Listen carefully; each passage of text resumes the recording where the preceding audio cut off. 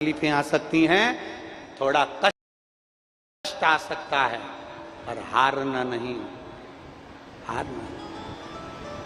शंभु है, शिव है, ओघड़ी है, दयालु है, दाता बैठा है, उसको भजो, उसको स्मरण जप लो। शिव महापुराण की कथा कहती है, मेरे बाबा को, मेरे भोलेनाथ जी को जो तुम्हारे पास में है वो दीजिए। देवराज जैसी गलती मत करना कि चोरी का धन लेकर शिव के मंदिर में चले गया देवराज। हमें नहीं जाना, हमें गलत विचार लेकर, हमें गलत सोच रखकर, गलत दृष्टि रखकर, गलत विचार के साथ कभी भगवान के मंदिर मत जाना। निवेदन है, वो कहते हैं ना, राम राम जपना, जम के बोलो जरा, राम राम जपना, पराया माल अपना। मुख में राम, बगल में छुरी, ऐसा काम करके भगवान के पास ना जाइए। एक तरफ तो मालूम पड़े तुम निंदा करो, बुराई करो, ईर्ष्या करो, गालियां दो, अपशब्द बोलो, ताने दो, दूसरे का बुरा करो, और दूसरी तरफ भगवान की भक्ति करो, उसमें श्रेष्ठता नहीं, उसमें श्रेष्ठता नहीं।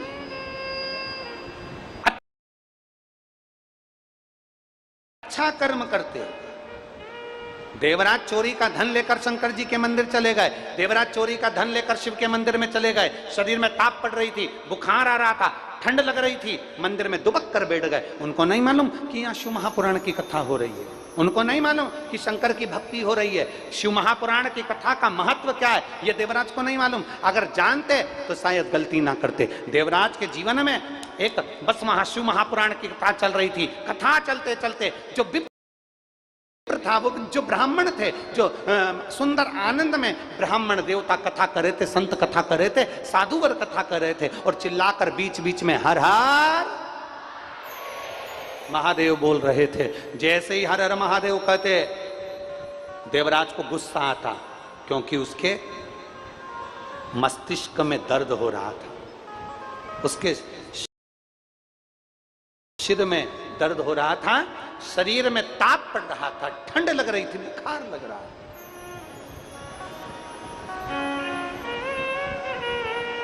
क्रोध करने लगा। जैसे ही हर हर महादेव कहा तो क्रोध करने लगा, गुस्सा करने लगा।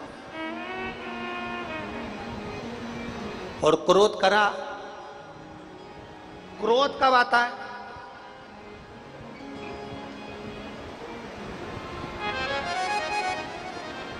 व्यक्ति निंदा कब करता है?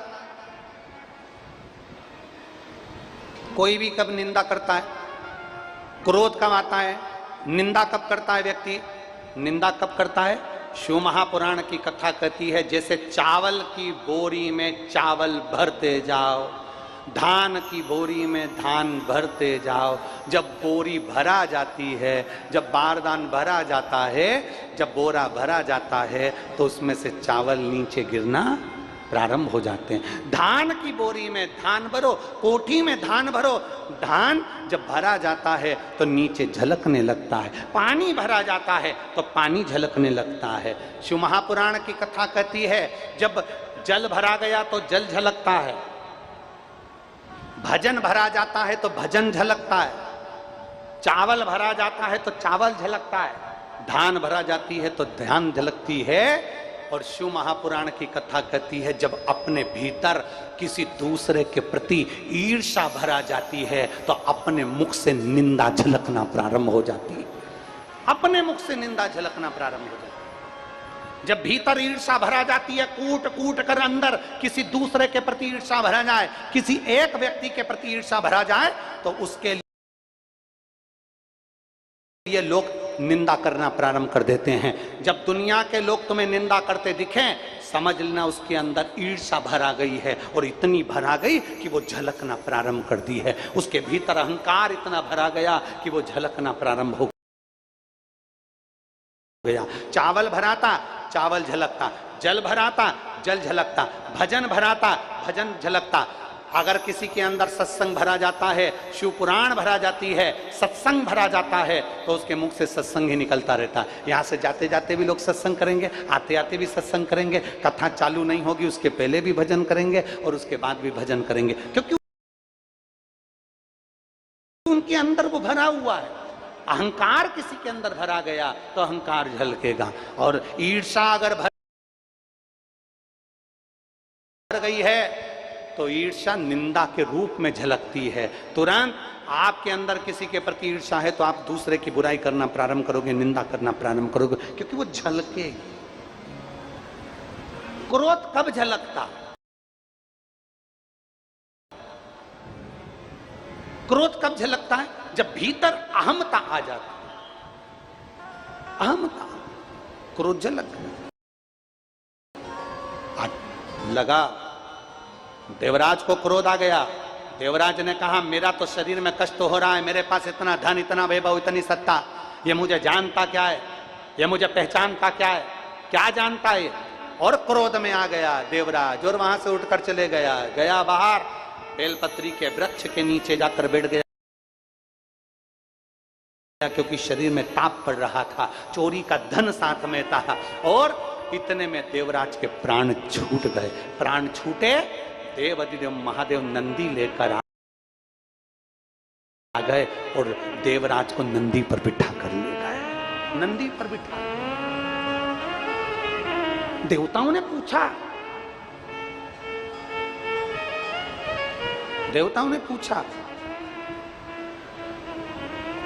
देवता पूछ रहे हैं,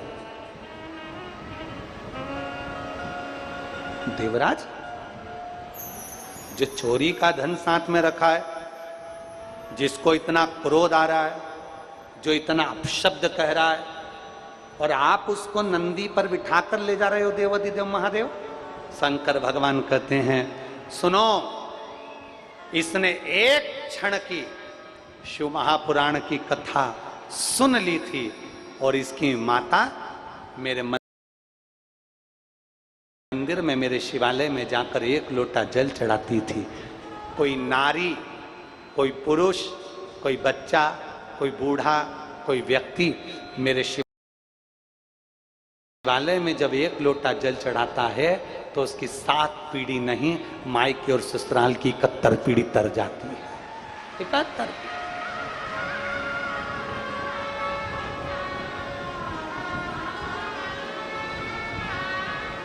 71 पीढ़ी पार हो जाती।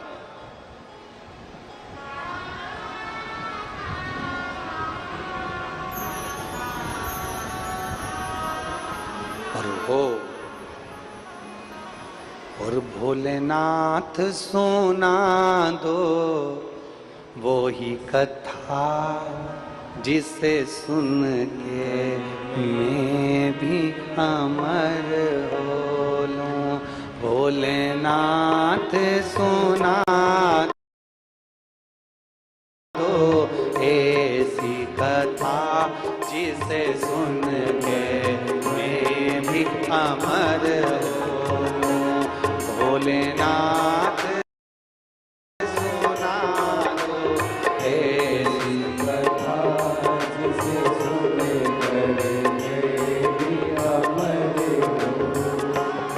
जिसे सुन कर मैं भी अमर हो, जिसे सुन कर मैं भी अमर हो लूं।